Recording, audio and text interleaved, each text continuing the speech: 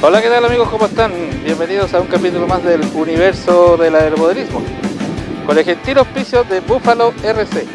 Buffalo RC les recuerda que estamos a pocos días de finalizar la campaña Seagull, en donde están trayendo modelos de la afamada marca directamente desde la fábrica a Chile a precios bastante convenientes. Realmente es una oportunidad bastante interesante donde podemos encontrar modelos a escala, modelos Sport, grandes modelos para motores benzineros de todos los tipos, y realmente es una oportunidad única para Chile, ya que el precio que tú ves en el catálogo es el precio con todos los costos de ingreso, de internación, con todos los impuestos, con todo lo demás. Es decir, simplemente pagas lo que está expresado en el catálogo, más obviamente el costo de envío que va hacia tu domicilio, acá el costo de envío interior en Chile. Así que realmente una oportunidad única de adquirir muy buenos modelos a muy buen precio. También te recuerdo el magnífico libro de Julio García Garnateo, Fundamentos para el diseño de aeromodelos. Un libro donde tú vas a encontrar todos los secretos para poder crear tus propios modelos. Es decir, en ello vas a encontrar las herramientas científicas exactas para que cada proyecto que tú te propongas, construyendo aquel modelo que realmente tú sueñas o aquel modelo que no puedes encontrar en ninguna parte y decides construirlo por tus propias manos, bueno, ahí tienes las herramientas. Así que amigos, no se olviden adquirir ese libro directamente en Amazon. Tanto los links de la campaña Seagull como los links para adquirir este libro están directamente en la descripción del video, así que los invito a visitarlos. El capítulo de hoy está dedicado enteramente a lo que es el seteo de un motor gasolinero, cómo se instala, qué cuidados hay que tener y específicamente lo que es la carburación, para que ustedes comprendan la forma correcta de carburar un modelo de este tipo, a fin de que ustedes adquieran una bonita experiencia con estos motores. Realmente los motores benzineros en este momento están prácticamente reemplazando en su gran mayoría a los motores Glow en sus cilindradas a partir del modelo .46 hacia arriba, con los motores de 10 cc. Y son una alternativa realmente económica, quizás un poquito más caro de adquirir, pero al cabo de algunos pocos vuelos ya el precio está totalmente pagado respecto a lo que es el consumo de combustible. Por lo tanto, el precio que uno gasta en el combustible Glow no tiene ninguna comparación con respecto a la gasolina, ya que la gasolina es mucho más barata. Así que amigos, el capítulo de hoy está muy interesante. Vamos directamente a él. Bueno, acá tenemos instalado nuestro motor DLE 55cc, que es un clásico dentro de lo que son los modelos de esta cilindrada. En realidad hay varias marcas que ya están bien posicionadas. Entre esos tenemos los motores DA, los motores DLE, los motores RCGF o Biolite y algunas otras marcas más, pero esas son como las más conocidas actualmente y las que más se venden. La diferencia entre los motores de una marca y otra prácticamente tienen que ver con condiciones de construcción, calidad de materiales, terminaciones, en fin, que son con la cantidad de materiales muy buenos que están apareciendo ahora, materiales de muy buena calidad. En realidad son pocas las diferencias, salvo en el tema de los servicios, ¿no es cierto?, postventa, y obviamente en la duración de algunos componentes. No vamos a comparar la duración, por ejemplo, de un motor de costo medio con los motores de más alto costo, que son duraciones superiores, pero un motor gasolinero, independiente de la marca y del precio, son motores que duran mucho. Realmente son motores que si los tratas bien, tienes motor para muchos años, así que prácticamente el tema del costo estaría supeditado a cuánto quieras tú gastar y al tipo de uso que le vas a dar a un motor. Generalmente un aeromodelista promedio no debería complicarse con comprar un motor de muy alta gama si en realidad no lo va a usar en toda su capacidad, ya que un motor de alta gama representa un costo realmente importante en cuanto al costo general del avión, así que no es muy recomendable, si no vas a volar a nivel competitivo, comprar motores que sean demasiado costosos ni de muy alta gama. Teniendo claro eso, ¿no es cierto? Teniendo claro más o menos a qué tipo de motor debemos apuntar como aeromodelistas, si somos aeromodelistas promedio que nos gusta volar un avión el fin de semana sin muchos ánimos competitivos, bueno, tenemos una amplia gama donde escoger.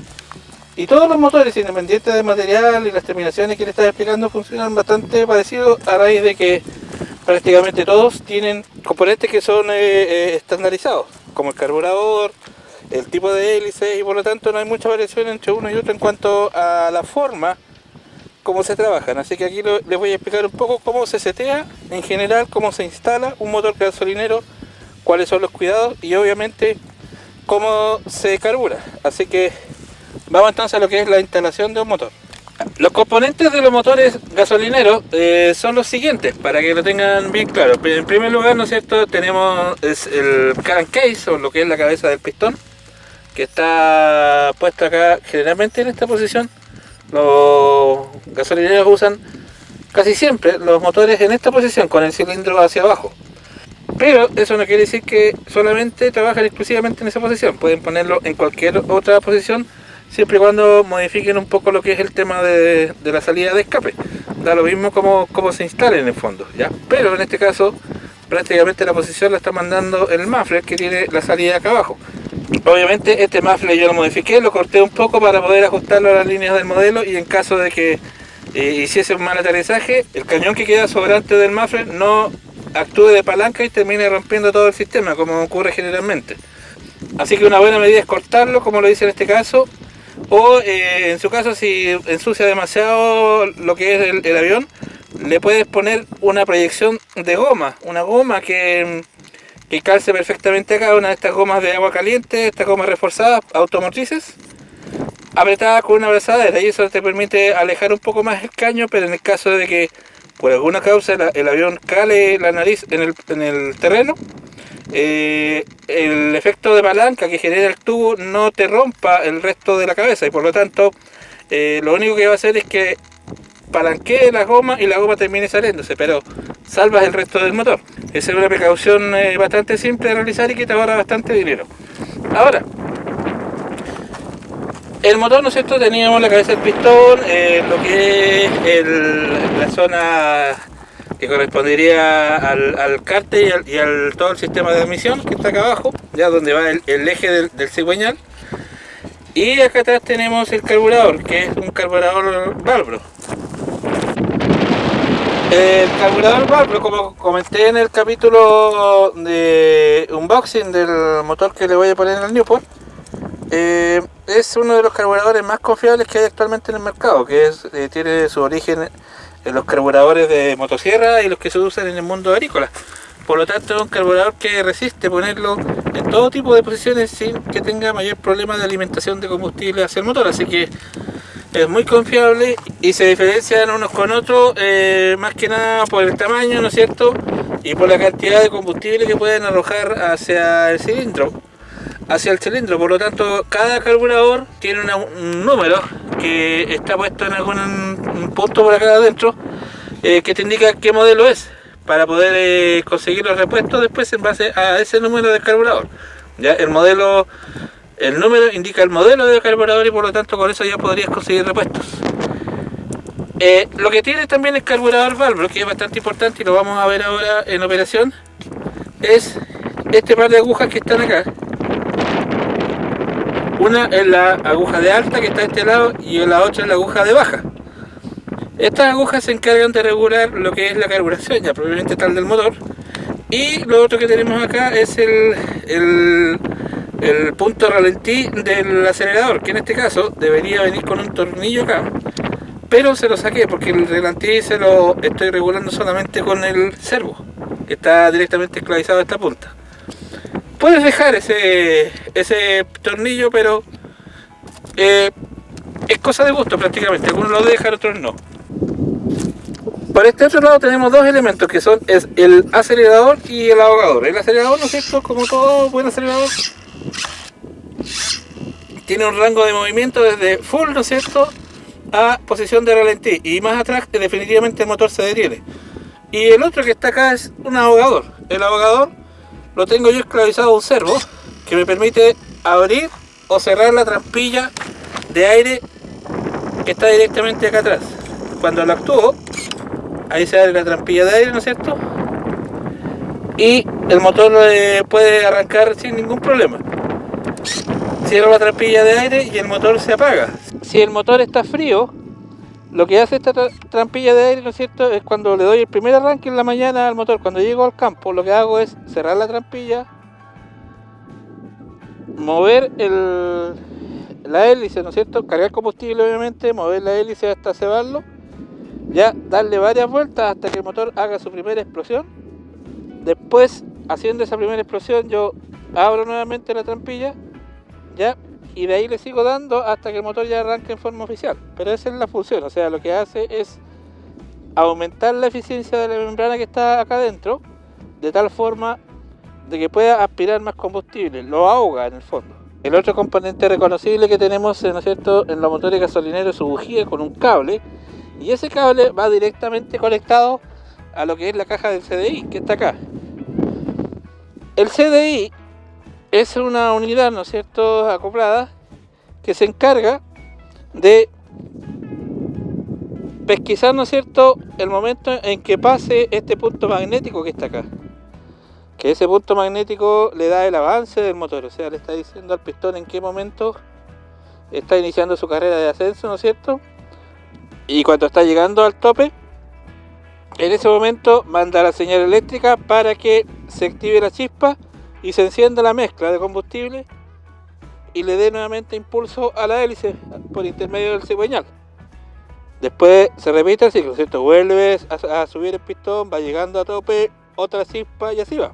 Esa es la función del CDI. Los CDI operan generalmente entre 4 volts hasta 12 volts, 14 volts, pero hay que tener mucho cuidado con los CDI antiguos.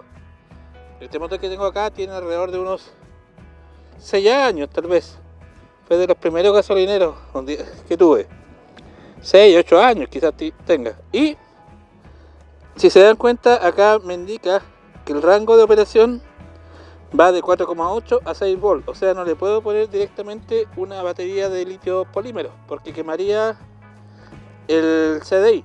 En ese caso, lo que hice fue ponerle acá, ¿no es cierto?, en este punto conectado a la batería, un BEC que me regula la electricidad y me la baja a 6 volts para poder trabajar en forma óptima para las tensiones que soporta el CDI. Eléctricamente, ¿cómo se conforma un motor? De partida, los motores hay que alimentarlos por separado. Acá tengo el botón que me da la ignición, ¿no es cierto?, del motor, separado completamente de lo que es el sistema eléctrico de control, que está acá, separado completamente del sistema eléctrico de control que lo tenemos acá. Entonces, si se dan cuenta, los circuitos son totalmente aparte. Acá está la batería del CDI, el regulador de voltaje, el switch, y todo esto llega acá, totalmente aislado de lo que es el sistema de control. Acá está la batería de control, la centralita o power expander, ¿no es cierto?, y obviamente la distribución para todos los servos. Siempre hay que aislar eléctricamente lo que es motor de electrónica general. ¿Por qué? Porque puede ocurrir de que falle el sistema de aislación, ¿no es cierto?, de la chispa eléctrica del motor y se genere ese famoso ruido eléctrico que era bien característico de los primeros motores, y ese ruido eléctrico puede transmitir ruido, ¿no es cierto?, eléctrico a lo que es el sistema electrónico del avión acá adentro. Por lo tanto, es una condición que no nos interesa que suceda. También en el caso de los motores gasolineros hay que hacer amplio uso de lo que son los filtros. Acá tenemos la manguera de alimentación que está puesta directamente acá, ¿no es cierto? Acá alimento el combustible, va por dentro y llega a este filtro. Este filtro es el que alimenta directamente al estanque, ya, y hace que nuestro combustible sea obviamente mucho más seguro al momento de usarlo. En el estanque de combustible, donde tenemos, ¿no es cierto?, nuestra gasolina, también tenemos un filtro aparte, ya, que va directamente dentro, pasa por acá, ¿no es cierto?, y con esto conecto directamente al estanque. El estanque tiene una conformación especial para que ustedes lo puedan hacer en la casa sin mayor problema, no tengan dudas. Va de la siguiente forma. Son 3 puntos de acceso que tiene el estanque, si se dan cuenta. Una es la entrada de combustible, ¿no es cierto?, que vimos que es la manguera que pasa por allá, viene por este filtro, ya, e ingresa al estanque. La otra es la que da la salida del combustible, que va por ahí, pasa nuevamente por ese filtro y llega al punto de alimentación del combustible que está acá. Y la otra, la tercera, es un venteo, ya que se encarga de darle el equilibrio al estanque, el equilibrio de presión, que sale, va por acá, rodea el estanque, nuevamente llega acá, ya, y de ahí inmediatamente baja y termina acá abajo, para poder eliminar lo que es el combustible que rellena el estanque, ya, y para evitar también que al mismo tiempo, cuando el avión cambie de posición, se vaya cayendo el combustible. Al tener ese recorrido, ¿no es cierto?, de salir desde este punto, subir, dar la vuelta y bajar, nunca el combustible va a estar sobre el nivel en ningún momento, por lo tanto se va a mantener siempre dentro del estanque, no se cae. Ya, si ustedes ven, acá hay una manguera extra. ¿Qué es esta manguera? Originalmente esta tapita tiene un agujero, como lo ven acá en esta fotografía, que es un agujero de venteo que está puesto directamente acá, que permite que la membrana que está dentro, ¿no es cierto?, pueda tener movimiento. Sin ese agujero de venteo, la membrana no podría hacer su función de bombeo y por lo tanto no serviría de nada. Teniendo esa función de venteo puesto acá dentro del cowl, puede ocurrir que por intermedio, ¿no es cierto?, del flujo del aire que está pasando a alta velocidad producto de la hélice misma, se cree una diferencia bastante importante entre la presión que está acá dentro del cowl ya y la presión de trabajo que se requiere dentro de la membrana. Y eso genera a veces paradas de motor, genera algunos otros problemas de que no se puede carburar bien el modelo, y una forma de solucionarlo es la siguiente: se instala un pequeño trozo de tubo de bronce, tubo de latón, acá soldado con simple estaño. Obviamente hay que agrandar un poquito más ese agujero. El tubo no debe ser más allá de los 3 milímetros, tiene que ser un tubo delgado normal de estos de combustible para aeromodelismo. Y tú pones esta manguera que va a algún punto dentro del fuselaje, a cualquier punto, da lo mismo, de tal forma de que quede fuera de la zona donde se generan los diferenciales de presión, y por lo tanto eso te da mayor estabilidad para el momento de carburar. Ocurre muchas veces que tú carburas, se te da muy bien el avión, está perfecto en tierra, pero el momento de volar presenta problemas de carburación, y es justamente por este tipo de fenómeno que se genera acá dentro del cowl, y con esto lo salvas. Algo muy importante que tienes que tener en consideración al momento de armar tu motor y poner la hélice es que la hélice tiene que quedar justo el punto de compresión a la 1 en punto, más o menos. Si te das cuenta, a partir de acá, ahí está la compresión, ¿ven? Ahí se detiene. Ahí está la compresión y ahí se detiene. ¿Cuál es la idea de esto? Generalmente en los motores Glow nosotros tenemos la costumbre de dejar la hélice en este punto para evitar problemas, ¿no es cierto?, en aterrizajes malos, para no quebrarla. Bueno, acá lamentablemente tenemos que ponerlo en esa posición para que nos facilite la arrancada del motor, ya que estando en esta posición nosotros podemos tomar la hélice y darle el manotazo necesario para que el motor arranque. Ya, por lo tanto, esa es la función de poner la hélice en ese punto. Es un detalle que nunca deben olvidar. Esa posición, la forma de lograrlo es al momento de hacer la perforación, donde nosotros vamos a ir poniendo los pernos acá. Entonces debería ir exactamente en esa posición. Bueno, habiendo hecho la introducción, lo que vamos a hacer ahora es iniciar lo que es la etapa de carburación del modelo. Bueno, haciendo la mezcla del motor, este motor trabaja con mezcla 30:1. ¿Qué significa eso? Que son 30 partes de gasolina por 1 de aceite. En este caso tenemos 3 litros de combustible, o sea, serían 3000 cc, que los dividimos, ¿no es cierto?, por 30, y eso nos da un valor de 100 cc. O sea, son 100 cc de aceite que tenemos que echarle acá al galón. Hay unos más puristas que le sacan esos 100 cc, le echan después, bueno, pero es relativo, no es necesario que sea tan preciso. Tenemos que reducir los litros que tenemos, ¿no es cierto?, en centímetros cúbicos. Un litro tiene 1000 cc y lo dividimos por el número que nos indica el fabricante, que puede ser 30, 40 o lo que sea, a 1. Una mezcla como en este caso 30:1 Lo divide en este caso 3000 por 30 y te da 100 cc. Son 100 cc entonces que hemos echado acá, y lo que hacemos es agitar muy bien la mezcla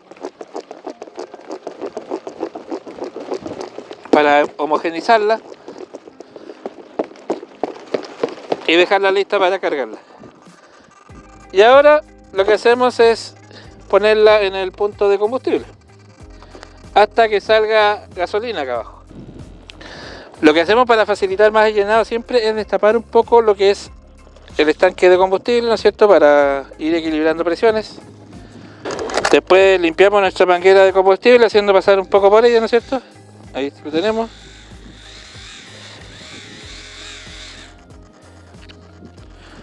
Y estando asegurados de que está todo limpio, ahora sin ensuciar la punta, conectamos acá. Siempre tenemos que preocuparnos de dejar nuestra tapita en un punto limpio, ¿ya? Y hay que llenar el estanque hasta el momento que caiga gasolina por este despiche acá.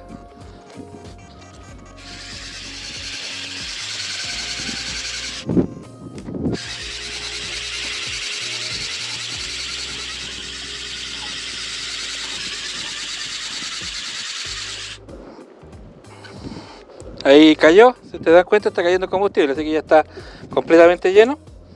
Y ahora procedemos obviamente a cerrar nuestras tapas.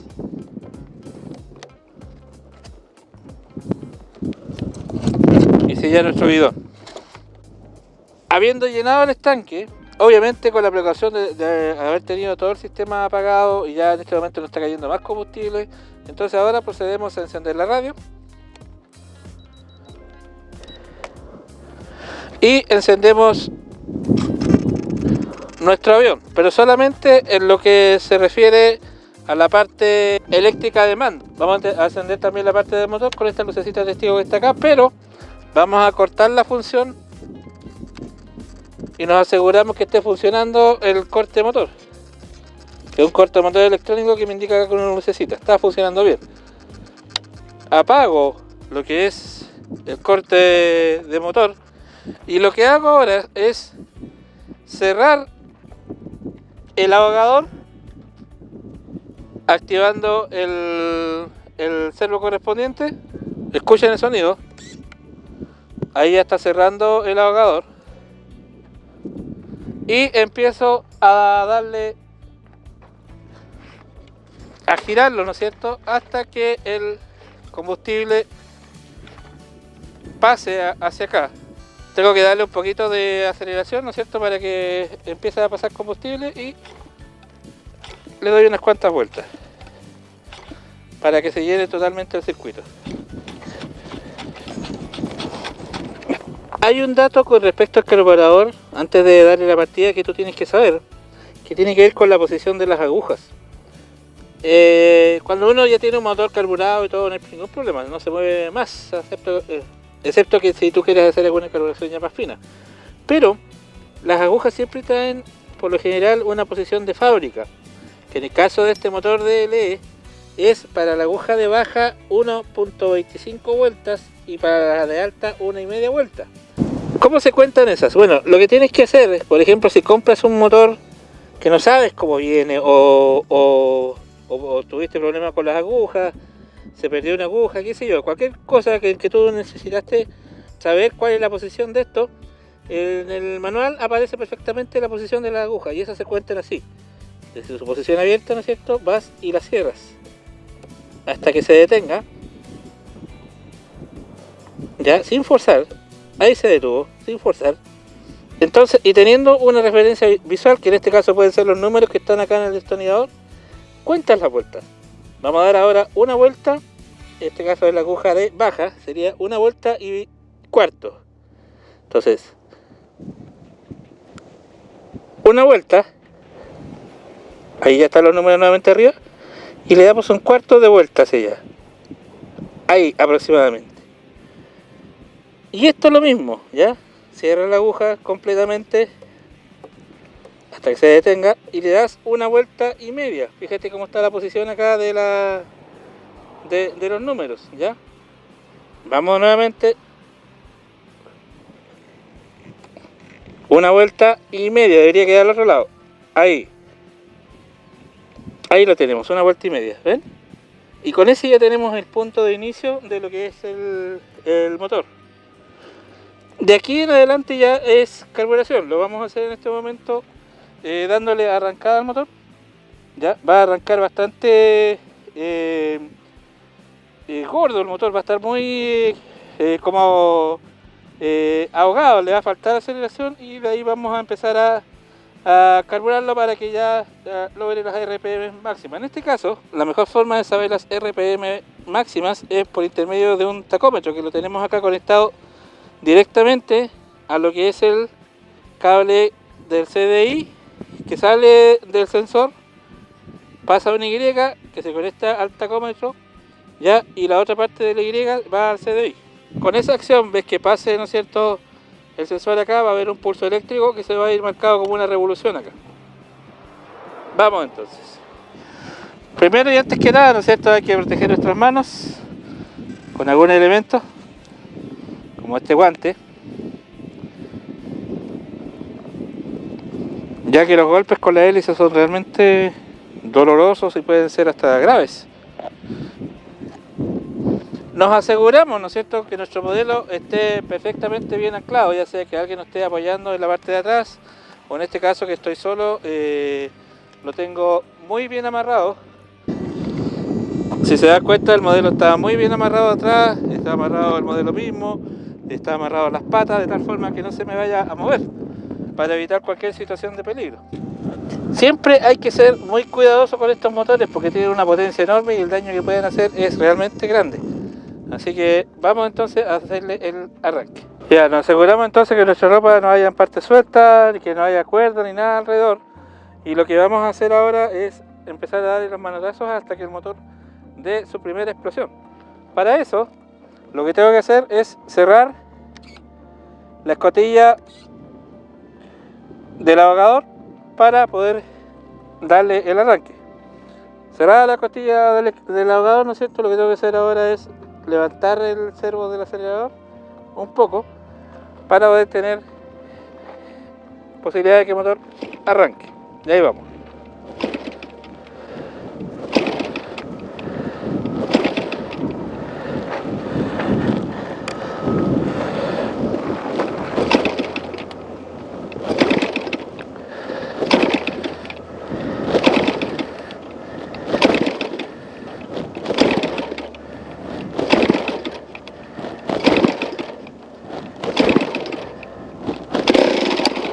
Ahí ya dio la primera explosión. Lo que tengo que hacer es abrir el ahogador. Está listo, ya, y ahora debería arrancar.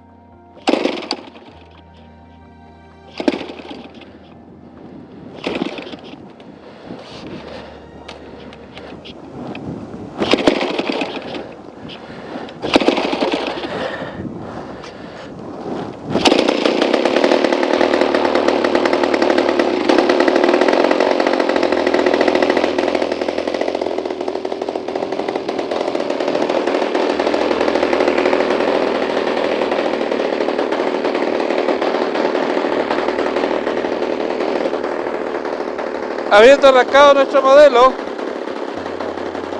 le dejamos un tiempo a que el motor se caliente antes de carburarlo.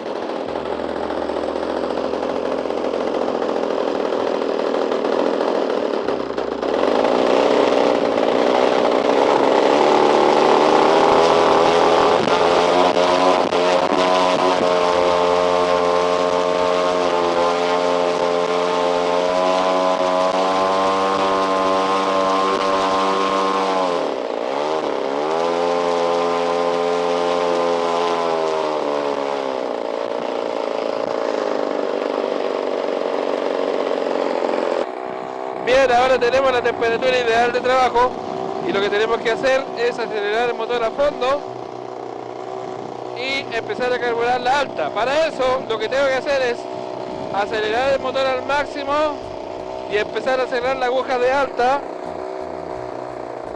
hasta que el motor alcance las máximas revoluciones indicadas acá en el tacómetro, para que ustedes vayan viendo la diferencia. Lo vamos a hacer ahora.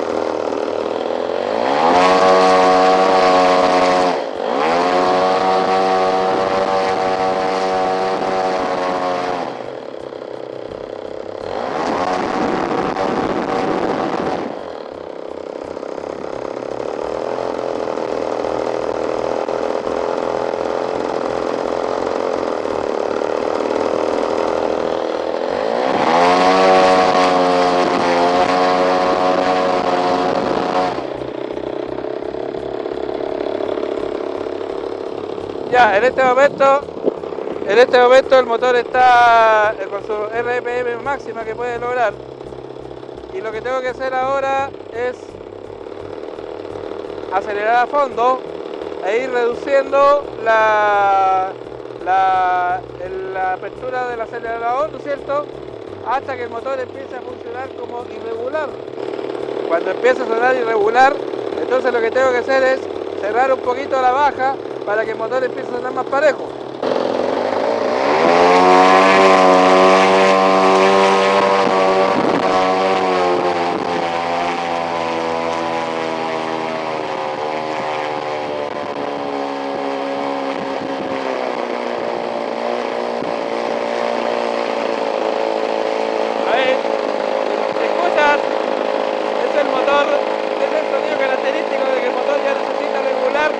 La aguja de baja, por lo tanto la cierro un poquito.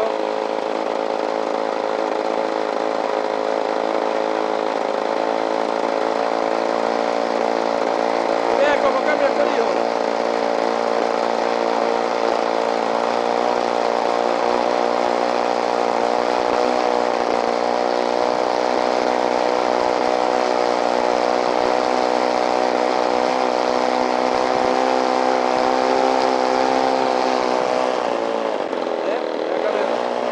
Ahora vuelvo a acelerar.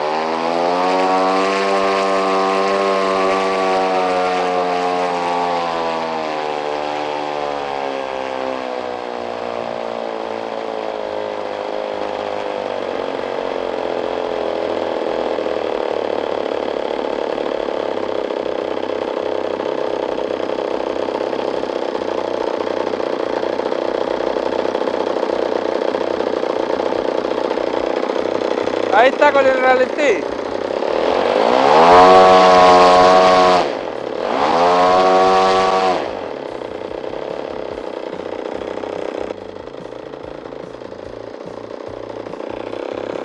Bueno, al final lo que se tiene que lograr es esto, una transición correcta desde la más baja revolución, el ralentí, ¿no es cierto?, hacia la aceleración máxima, que en este caso alcanza las 5080 RPM.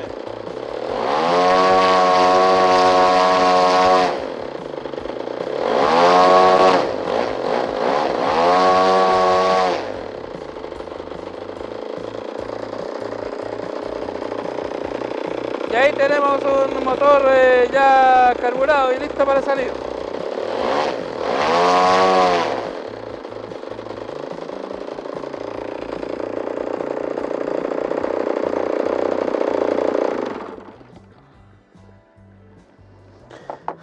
Bien, toda una zona ajena, ¿no es cierto? Bueno, entonces, en síntesis, si ustedes se dan cuenta, es tremendamente sencillo carburarlo tomando algunas precauciones, obviamente. Ya se da cuenta, yo siempre trabajé por este sector de acá atrás, nunca me fui hacia el lado frontal, nunca intenté pasar las manos por acá por la hélice, porque realmente eso es tremendamente peligroso, o sea, nunca hay que hacerlo, jamás, jamás. No hay que acostumbrarse con esto, con ningún motor, a trabajar desde adelante, siempre desde atrás. Entonces, redondeando, lo que tengo que hacer para carburar un motor de este tipo, obviamente el rodaje primero nos lo da el fabricante, que también es tremendamente fácil. Lo que tiene que hacer uno, ¿no es cierto?, ojalá en un banco de prueba. Este motor no lo puse en un banco de prueba, debía haber hecho todo esto en un banco de prueba, pero no lo quiero sacar de acá porque ya lo tengo operativo ahí por años. Entonces, lo que tengo que hacer es darle el rodaje, según lo que me dice el fabricante, que por lo general es el primer estanque, ¿no es cierto?, en ralentí o entre ralentí y media marcha, ¿ya?, a medio acelerador, arrancando con las agujas en la posición de fábrica. La posición de fábrica se las da el manual y por lo general prácticamente todos los modelos lo traen ya seteado, o sea, no hay que mover esas agujas cuando uno lo recibe, a menos que no lo especifique. Si no lo especifica, ya ahí habría que buscar dónde están esas posiciones de las agujas, y por lo general para el motor Valbro es esta posición, o sea, la baja un cuarto de vuelta desde el momento que tú la cierras, ¿no es cierto?, hasta que llegue a tope sin presionar. Cierras la aguja, ¿no es cierto?, hasta que pare, y la abres un cuarto de vuelta, la baja. y la alta es 1,5 vueltas, o sea, cierras la aguja de alta hasta que tope sin forzarla y después la vas abriendo hasta completar 1,5 vueltas. Una vez hecho eso, le das el arranque. Ya cuando le das el arranque al motor, esperas, ¿no es cierto?, un tiempo prudencial para que la agarre temperatura, unos 30 segundos, un minuto ahí a tu criterio. Y una vez que ya tengas la temperatura, lo que haces es acelerar el motor al máximo. El motor no va a levantar completamente las revoluciones, va a llegar más o menos alrededor de las 4000 si la mides por tacómetro. ¿Ya? Entonces ahí, con el motor acelerado a fondo, tú empiezas a cerrar la aguja, ¿no es cierto? Le baja un poco la velocidad, de tal forma que te sea cómodo poner el destornillador siempre por acá atrás, por favor, nunca se olviden de eso. Y vas cerrando la aguja de alta hasta que logras la velocidad tope. La velocidad tope de este motor está en el torno a las 7500 revoluciones por minuto, pero eso es cuando usa una hélice más chica. Una hélice 22x8, por ejemplo, ¿ya? Y en este caso yo estoy usando una hélice 23x8, que es una pulgada más grande, por lo tanto yo no debería esperar la velocidad de 7500 RPM, debería esperar en torno a unos 6000, 6400 revoluciones por minuto, más o menos, que eso fue lo que logré en el tope máximo al momento que fui cerrando. El tacómetro me mostraba esa lectura, ¿ya? No se las quise mostrar en cámara porque acá se movía tanto que no lo iban a ver bien, pero yo la controlé acá y me alcanzó entre 6000 y 6200 RPM máximo, y eso es lo máximo que puedo esperar con esta hélice, que es un poco más grande. Ahora, una vez que ya logré el máximo, retrocedo un poquitito para no dejarlo muy fino el motor. Uno de los errores que cometen muchos es que lo dejan con esas RPM máximo, o sea, es como que 200 revoluciones por minuto es vital tenerlas. No. Resulta que, claro, si necesitas más fuerza, cómprate un motor un poquito más grande. Pero si tienes un motor chico que no le puedes sacar más fuerza, no lo fuerces. Y en este caso, llegué a las revoluciones top, ¿no es cierto?, en torno a los 6200 RPM, les abro un poquito más la aguja para que pase un poquito más de mezcla, y con eso ¿qué logro? Logro que la cabeza del pistón reciba un poquito más de aceite y tenga una vida útil más larga. Yo lo puedo dejar con las revoluciones tope que alcance para esta hélice, pero el motor no me va a durar mucho, y cuando le ponga el cowl es probable que sufra problemas de temperatura y el motor se pare, o peor aún, rompa una biela, ¿ya? Por lo tanto, nunca hay que dejar el motor al tope de las revoluciones que da, no, siempre hay que llegar al punto y retrocederse más o menos un octavo de vuelta, y con eso lo dejas ya lubricando bien. Luego, una vez que ya terminaste de hacer eso, baja ralentí, ¿no es cierto?, lo dejas un ratito, subes nuevamente, como lo hice recién, al máximo, y empiezas a bajar el acelerador lentamente con el motor funcionando, ¿no es cierto?, y el motor va, y de repente hace una cosa como que se pone inestable. Ahí, en ese punto, te indica que está con mucho combustible, por lo tanto tienes que cerrar la baja, ya, porque estás bajando la aceleración, por lo tanto empiezas a reducir la aguja de baja, le vas quitando un poquito, la vas cerrando hasta que se estabilice, y le vuelves a bajar otro poquito más y va nuevamente, ahí vuelves a cerrar. La idea es que al final tú, desde el ralentí al tope máximo que te da el motor, con la hélice que corresponde, ¿no es cierto?, con la hélice que tú tienes, debería hacer una transición totalmente suave. No, tiene que ser transiciones suaves, y con eso tienes un motor perfectamente carburado. Los motores gasolineros, por lo general, ratean en el aire, ¿ya? Hacen unos sonidos extraños, pero es sano que lo haga. Siempre es sano que el motor ratee un poquito, porque indica que va un poquito bien lubricado, ¿ya? Y va con un poquito más de combustible, pero no, en los motores gasolineros es raro que se pare. Es muy raro que se detenga. Generalmente los accidentes por detención de motor son por problemas eléctricos, porque está demasiado fino el motor, ya le dieron las revoluciones máximas y no se preocuparon de devolverle, y por lo tanto el motor se calentó, se detuvo, ¿ya? Y lo otro es cuando se ahogan. ¿Por qué? Porque levantan tierra desde el suelo, o cuando usan humo, lo dejan mucho rato estático en un punto con mucho humo, le entra humo a la boca del carburador y se apaga el motor. Entonces habíamos dicho que todo el sistema eléctrico tiene que ir aislado, pero también las unidades que son de metal y que van directamente desde el motor hacia el interior deberían ir aisladas. Por ejemplo, en este caso el servo del acelerador que lo tengo aquí, si ustedes se dan cuenta, tiene una parte metálica, pero después es plástico.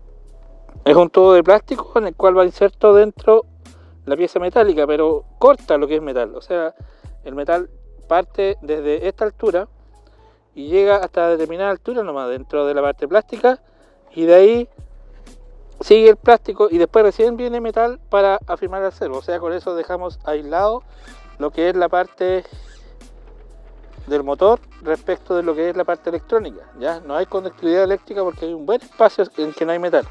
Lo mismo para el servo del avogador. El servo del avogador lo tengo acá, ¿no es cierto? Que se dan cuenta, es metal, ya, pero tiene el metal que está introducido dentro de un tubo de plástico, ya, y ese continúa, ¿no es cierto?, el tubo de plástico, y después ya va a metal, ¿no es cierto?, y llega hasta la trampilla.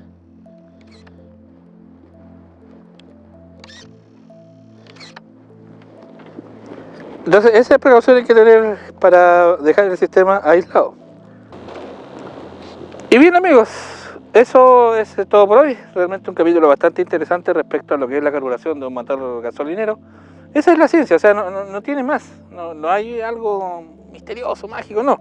Es eso, o sea, preocuparse de que el motor arranque, ¿no es cierto?, arranque bien, esté estable, y después acelerarlo al punto en que el motor alcance las máximas revoluciones por minuto según la hélice que tenga, ¿ya? Y una vez que ya está con ese máximo, devolverse un poquito y después empezar a ajustar la carburación para la baja. El momento que va bajando, ¿no es cierto?, se pone inestable y cerrar un poquito la aguja. Y eso es todo el cuento. Así que para que no le tengan miedo, todos los que quieran cambiarse de Glow a gasolina ya tienen las bases para hacerlo, ya, para que no le teman a este tipo de motores. Requieren un poquito más de atención a los detalles, en el sentido de poner la hélice como corresponde, ¿no es cierto?, a la una en punto, mantener más o menos despejado y siempre limpio la zona de la apertura del carburador, ya que ya nosotros terminamos la sesión del día, ¿no es cierto?, terminamos de volar. Lo que tenemos que hacer es sacar todo el combustible de la línea, y una vez que ya sacamos el combustible de la línea, darle un arranque al motor, o sea, volver a encender todo sin combustible, ¿no es cierto?, y le damos la arrancada al motor para que se termine de gastar todo el combustible que está dentro de la línea, y por lo tanto no nos quede sedimento, y con eso tenemos un motor para mucho tiempo. Y bien, amigos, eso ha sido todo por hoy. Realmente un capítulo bastante interesante. Ya no tenemos que tenerle miedo a los motores gasolineros, los podemos cambiar. Todos los modelos que tenemos de Glow, a partir de motor punto 46 en adelante, podemos cambiarlo a gasolineros, dar el paso importante. Ustedes vieron que la carburación no tiene ningún misterio ni una magia, es solamente atreverse y tener en cuenta algunos pequeños tips que le acabo de dar en este capítulo. Así que, amigos, un capítulo muy interesante. No se olviden, por favor, ingresar a Buffalo para aprovechar estos últimos días de la campaña, y también no se olviden de comprar el libro de nuestro amigo Julio García Garnateo, El gato volante, fundamentos para el diseño de aeromodelos. Así que está la invitación hecha. Cuídense mucho, nos vemos la próxima semana. Hasta luego, muchas gracias. Por favor, suscríbanse a este maravilloso universo del aeromodelismo. Nos vemos, hasta luego, gracias.